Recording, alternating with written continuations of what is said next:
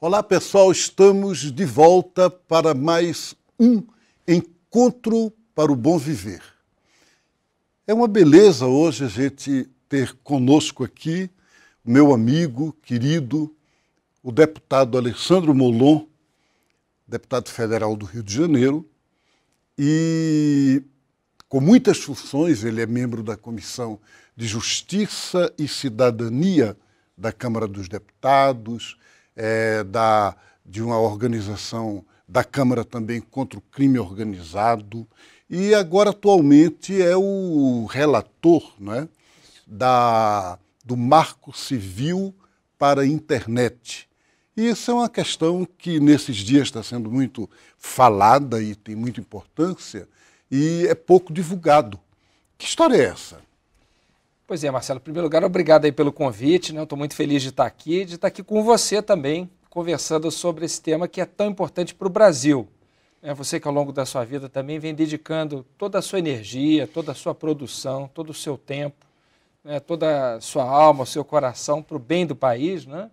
Eu estou muito feliz de estar aqui com você também. Muito obrigado. Né? E de estar conversando com os brasileiros e as brasileiras que se interessam também sobre esse tema, já que hoje mais de 100 milhões de brasileiros estão na internet. São mais de 100 milhões. 100 milhões, muita gente, muita gente, de internautas brasileiros de todas as classes. Né? Claro que ainda há no nosso país exclusão digital, mas cada vez mais, mesmo as classes mais sofridas, conseguem, através de lan houses, né? Através de escolas ou do local de trabalho, acesso à internet. Principalmente jovens, né? Principalmente jovens. Realmente é uma nova forma também de comunicação, de se ligar no mundo, de saber o que está acontecendo. Né? Cada vez mais a vida da gente passa pela internet. É verdade. E a internet, que há 19 anos é oferecida comercialmente no país... Então tem 19 anos que existe internet comercial. No Brasil, exatamente, desde 95. Mas não é lei. Não há nenhuma lei que regule o funcionamento da internet no Brasil. Então a gente paga, mas é livre. Exatamente. Há uma série de direitos nossos que começam a ser colocados em risco porque as grandes empresas telefônicas, que são donas dos cabos, das fibras óticas que nos ligam à internet... Então a internet está muito ligada às teles. Sim, as companhias telefônicas, que são chamadas nesse universo de provedores de conexão. No fundo é porque eles vendem para a gente conexão à internet. Né? Elas agora, com o objetivo de aumentar os seus lucros... E dizem que no Brasil já é muito caro, não é? É muito caro, a internet no Brasil é cara, é de baixa qualidade e os lucros das empresas que fornecem esse serviço são altíssimos. Muitas empresas ou poucas? Poucas empresas. Em mais de 2.000 municípios, Marcelo, só temos uma empresa que oferece conexão em banda larga. Gente, 2.000 municípios brasileiros... Apenas uma companhia oferece banda larga, ou seja, não há concorrência. Então a população da cidade ela não pode, no fundo, se não gostar de um serviço, ir para outro. Isso. Ela tem que ficar naquele. Por isso é fundamental leis que protejam os internautas de algumas práticas dessas empresas. E essa lei se chamaria Marco Civil da Internet? É um marco porque vai ser uma referência nacional sobre o uso da internet no Brasil. É uma lei principiológica, é uma lei que tem princípios do uso da internet no Brasil, regras que protegem o internauta. É civil, porque não é uma lei penal, ou seja, não é uma lei que criminaliza a conduta, que estipula pena para quem cometer crimes na internet. Ela é uma lei de direito civil. De direito civil. E é uma lei construída pela sociedade civil. Essa lei, Marcelo, e eu sei que esse tema é um tema muito caro a você, ela é uma lei que foi construída de baixo para cima. Que beleza. Ela foi construída pela sociedade brasileira em consultas públicas e chegou ao Parlamento brasileiro, enviada pela presidente Dilma, depois de uma série de consultas na internet, em que milhares de pessoas participaram. E essa lei, ela, digamos assim, o que é que ela traz de novo? Ela traz regras que protegem a nossa privacidade. O recente escândalo de espionagem nos Estados Unidos mostrou que, no fundo, tudo que a gente faz na internet, tudo que a gente clica, baixa, lê, envia, recebe, tudo isso pode ser vigiado, espionado e usado, e tem sido usado não só para fins, digamos assim, de segurança, mas tem sido usado para fins comerciais, Marcelo, sem que sequer a gente saiba. Duas companhias, dois provedores de conexão brasileiro, fizeram, algum tempo atrás, contratos com empresas internacionais para analisar a navegação dos seus clientes sem que eles soubessem e para vender essa informação a peso de ouro. Puxa vida. Dizendo o seguinte, olha, o fulano de tal, que tem o e-mail tal, normalmente procura material esportivo na internet. E isso vale muito dinheiro, porque Claro. para a propaganda, não é? É claro. Então, Fulano viaja muito. Fulano viaja muito, fulano vai muito para Pernambuco, né?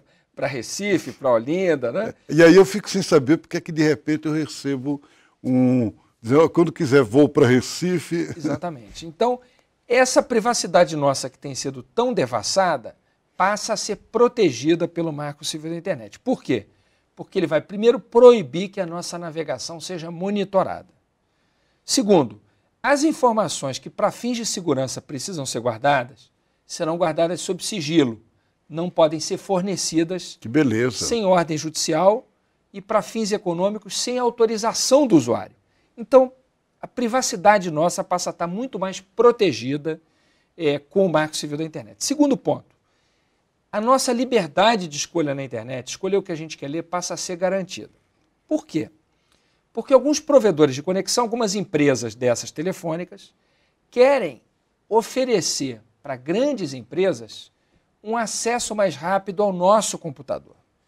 De forma que quando você digitar o endereço de um site jornalístico para ler uma determinada informação, se esse site tiver acordo comercial com o seu provedor de internet, ele chega rápido no seu computador.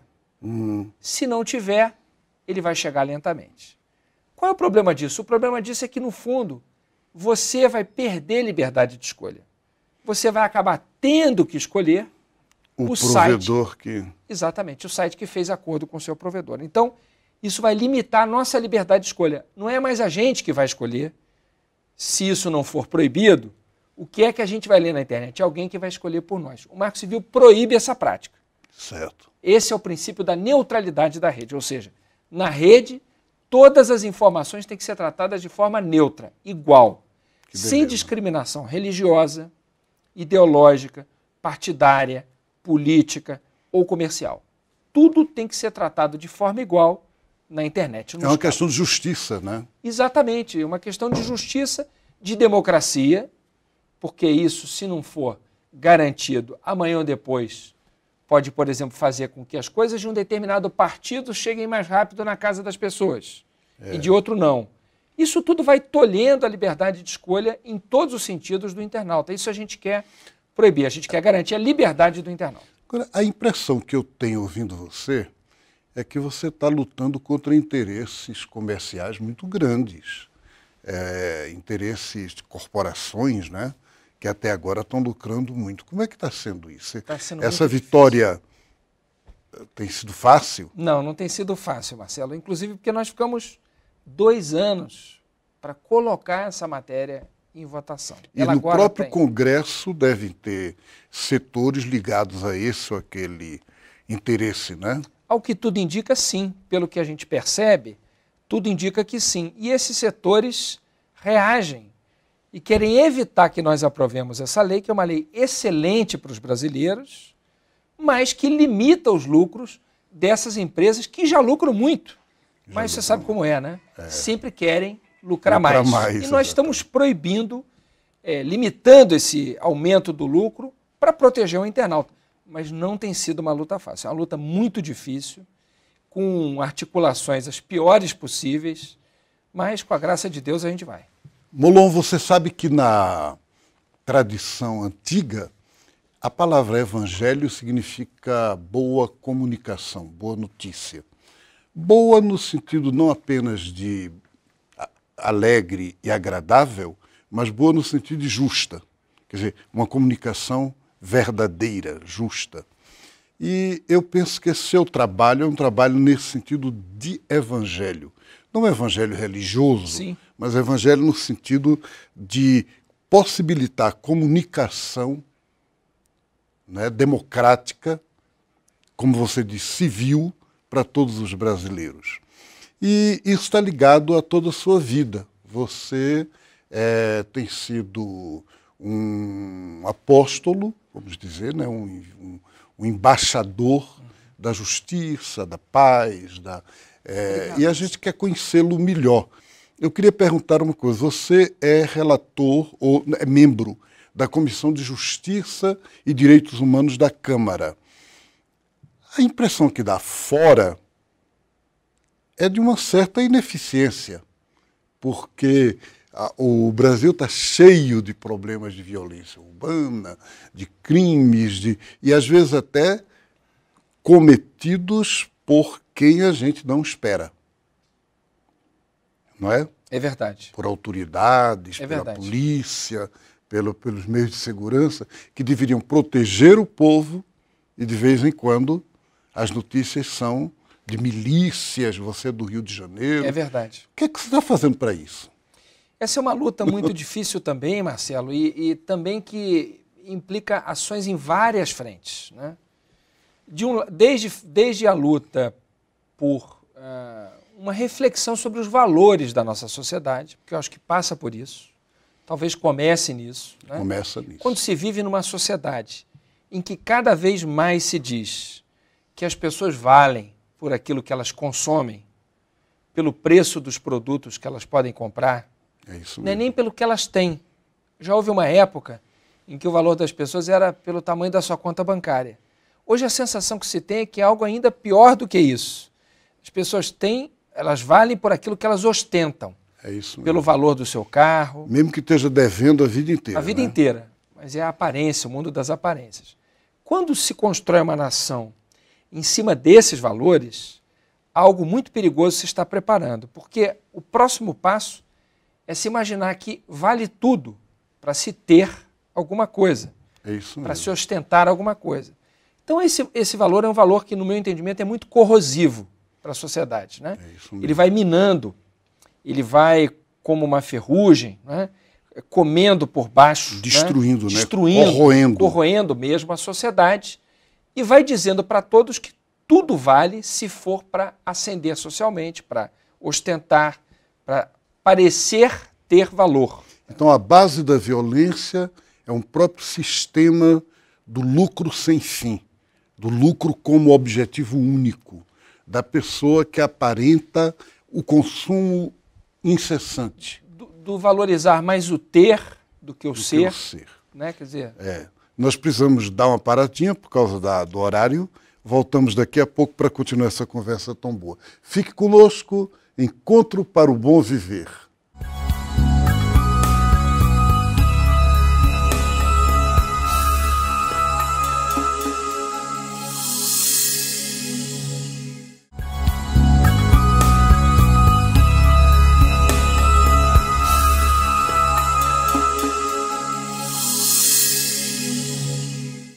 Olá pessoal, estamos de volta, Encontros para o Bom Viver. Hoje tendo conosco a alegria de conversar com o deputado federal Alessandro Molon, meu amigo e companheiro, e com trabalhos tão bonitos na Câmara dos Deputados. Você nos falou de uma coisa muito importante, da raiz da violência urbana, como sendo essa cultura do ter, né, e não do ser, e uma sociedade da aparência e do consumo. Isso são valores que a gente não improvisa e que você aprendeu ao longo de toda a vida. Conta alguma coisa para a gente da sua... como é que você chegou aqui? Olha, Marcelo, assim, por caminhos que não foram planejados, né, impensados mesmo. Eu sou criado no Rio de Janeiro, vivi a vida toda lá, fui fazer faculdade no primeiro momento de Física e fiquei 1 semestre e meio lá, vi que não era minha, tranquei a faculdade e aí fui fazer faculdade de História na UF, Universidade Federal Fluminense, que fica em Niterói, cidade do Grande Rio, né? Uma cidade muito importante. E fiz a faculdade de História e lá eu descobri o interesse pela política. No fundo, a pergunta que eu acho que me movia nessa época, que me trouxe à política, era como é que um país tão rico, não é, com uma natureza tão generosa, com um sol o ano inteiro para se plantar 3, 4 colheitas, dependendo do que se quiser, com um subsolo riquíssimo, com o maior potencial hídrico do mundo, com 1/4 da biodiversidade do planeta. 1/4? 1/4. 25% da biodiversidade do planeta estão no Brasil. Isso nós sabemos, a importância disso cada vez maior, né, para o futuro do planeta. Né? Uma população relativamente, para o território, pequena, porque 200 milhões de pessoas para um país desse tamanho... Um mundo desse tamanho, né?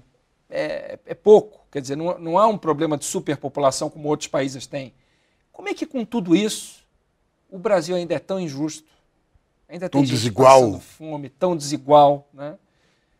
E a resposta que eu descobri foi por causa de opções políticas que o país fez. Né? Então, quando eu descobri isso, eu passei a ter o desejo de interferir nisso para mudar. Fui dar aula numa escola pública como professor de história e via os meus alunos da escola pública, quando eu perguntava para eles o que eles queriam ser, qual vestibular que eles queriam fazer, dizendo que vestibular não era para eles, que vestibular era coisa para os meninos da escola, da rede privada, da escola que ficava na mesma rua deles e a escola onde eu tinha estudado, uma escola de excelente nível lá no Rio de Janeiro, de classe média, o Colégio Santo Agostinho.